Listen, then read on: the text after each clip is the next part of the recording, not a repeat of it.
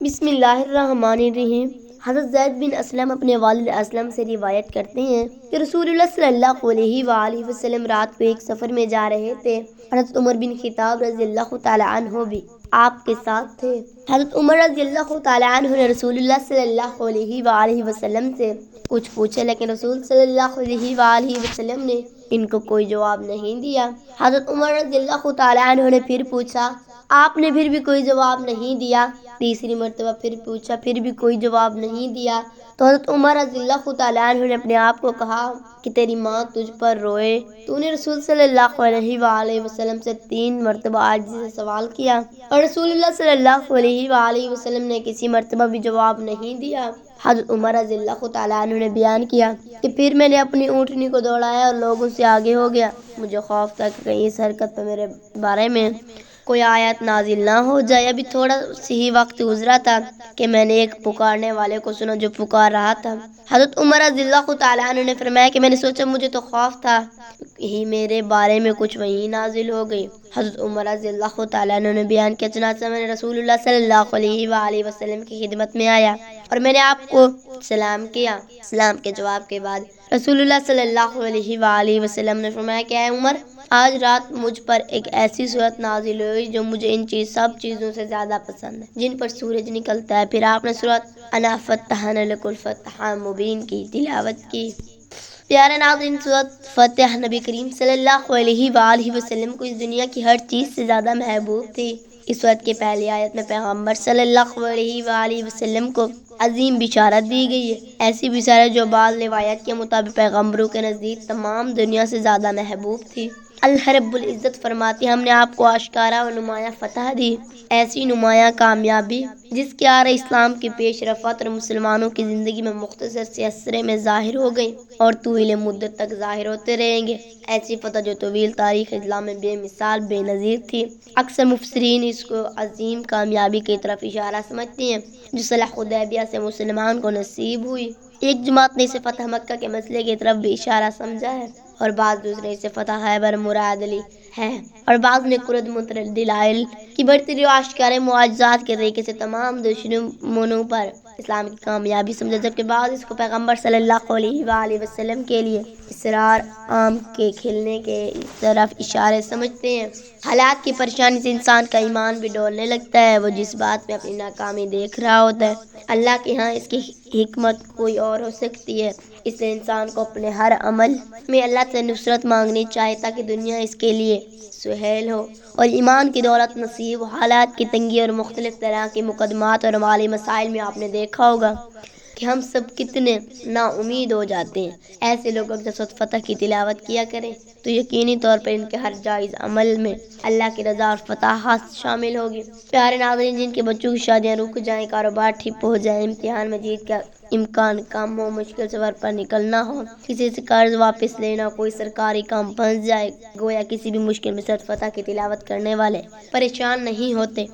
پیارے ناظرین، اس ویڈیو میں سورۃ فتح کا ایک شاندار وظیفہ پیش کر رہا ہوں، لیکن اس وظیفے کو کرنے سے آپ کے 4 فائدے ہوں گے۔ ایسا مجرب اور زبردست وظیفہ ہے کہ اس کو کرنے سے انشاءاللہ آپ کے 4 مسئلے حل ہو جائیں گے۔ جن بہنوں اور بھائیوں کی شادیاں نہیں ہو رہی ہوں، رکاوٹ یا بندش ہو، تو یہ وظیفہ کر، انشاءاللہ اللہ العزیز بہت جلد ان کی شادی کے اسباب پیدا ہو جائیں گے اور ان کی شادی میں جنتی بھی بندش یا رکاوٹ ہوگی وہ اللہ کے حکم سے دور ہو جائے گی۔ دوسرا فائدہ یہ ہے کہ جو کوئی اپنے کاروبار کی تنگی یا بندش کی وجہ سے پریشان ہے، یعنی جو بھائی کاروبار کر رہا تھا اور کسی وجہ سے اس کا کاروبار ٹھپ ہو گیا، تو یقین اور ایمان کے ساتھ سورۃ فتح کا یہ وظیفہ کرنے سے انشاءاللہ اس کا کاروبار پہلے کی طرح بالکل اس سے بھی بہتر طور پر عروج حاصل کرے گا۔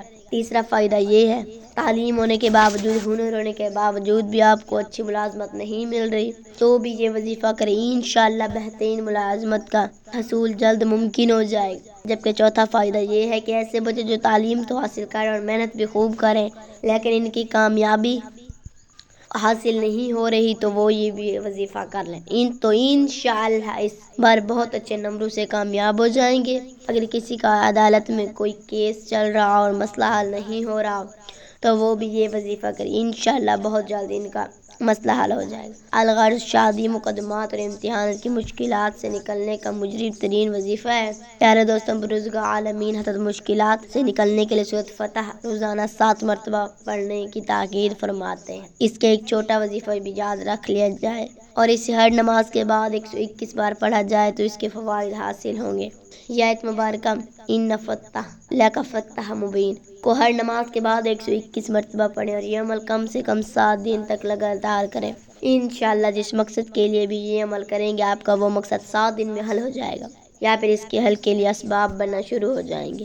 نہایت آسان لیکن مجرم عمل ہے۔ اس کے علاوہ دوسرا وظیفہ یہ ہے کہ یہ آیات 1 مرتبہ پڑھنے کے بعد اسم باری تعالی جب فتح 300 بار پڑھ لے تو کام یعنی کاروبار میں مزید بہترین اور ترقی آ جاتی ہے۔ پیارے ناظرین، اگر آپ روزانہ سورۃ فتح کو 1 بار پڑھتے ہیں تو اللہ تبارک و تعالیٰ اس سورت کی برکت سے آپ جس کام کے لیے بھی جائیں گے اس میں فتح و نصرت عطا فرماتا ہے۔ اگر کوئی شخص کسی بڑی پریشانی میں مبتلا اور اس کو اس پریشانی سے نکلنے کا کوئی راستہ نہیں مل رہا تو کسی نماز کے بعد باوضو حالت میں 11 مرتبہ سورۃ فتح کو پڑھتا ہے اور اس کے بعد اللہ سے اس پریشانی سے نکلنے کی دعا کرے اور اللہ تبارک و تعالیٰ اس کو اس پریشانی سے نکال دے گا۔ آئے آپ کچھ خاص طریقوں کے بارے میں جانتے ہیں جن پر عمل کر آپ بہت سے فائدے حاصل کر سکتے ہیں۔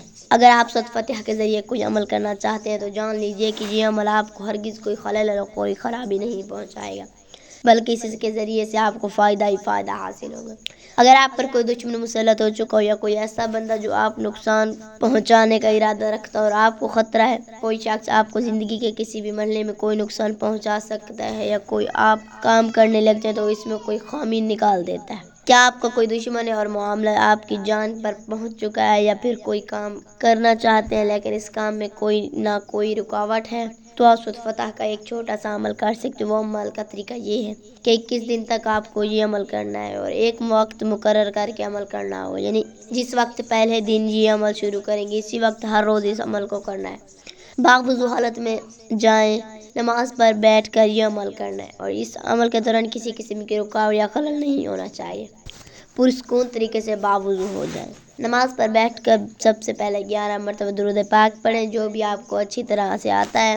اس کے بعد 11 مرتبہ سورۃ فتح کی تلاوت کریں اور پھر سے 11 مرتبہ وہی درود شریف پڑھیں۔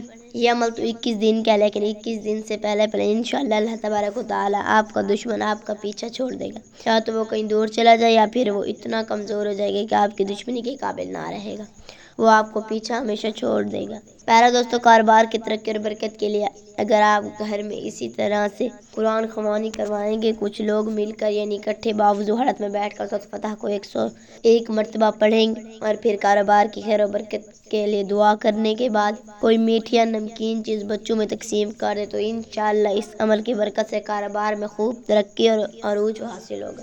اگر کوئی تاجر یا دکاندار ہر ہفتے یہ عمل کر سکتے تو نہایت ہی بہتر عمل ہے اور وہ اپنی آنکھوں سے اپنے کاروبار میں دن دوگنی رات چوگنی ترقی دیکھیں گے۔ پیارے دوستو، بیماریوں کے لیے بھی آپ سورۃ فتح کا عمل کر سکتے ہیں۔ اس مقصد کے لیے آپ باوضو حالت میں جائیں، نماز پر بیٹھ کے 1 گلاس پانی اپنے پاس رکھ لیں، پھر 3 مرتبہ درود شریف اور اس کے بعد صرف 1 مرتبہ سورۃ فتح پڑھ کر پھر سے 3 بار درود شریف پڑھیں، پھر پانی پر دم کر 300 مرتبہ سورۃ فاتحہ شریف یعنی الحمدللہ شریف پڑھیں اور پھر سے پانی پر دم کر لیں اور اس کے بعد جو بھی آپ کے گھر میں بیماری ہو اسے 3 سانسوں میں وہ پانی پلا دیں اور اگر آپ خود اپنے یہ عمل کریں تو خود وہ پانی 3 سانس میں پی لیں تو انشاءاللہ سورۃ فاتحہ سورۃ فتح کی برکت سے ہر طرح کی بیماریوں سے شفا حاصل ہو جائے گی۔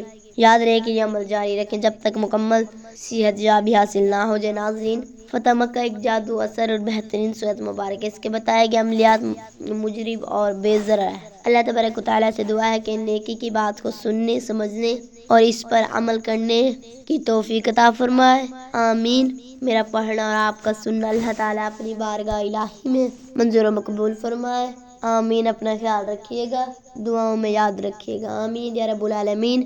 ناظرین، کمنٹ باکس میں اللہ تعالیٰ کے 99 ناموں میں سے ایک نام ضرور ٹائپ کریں، شکریہ۔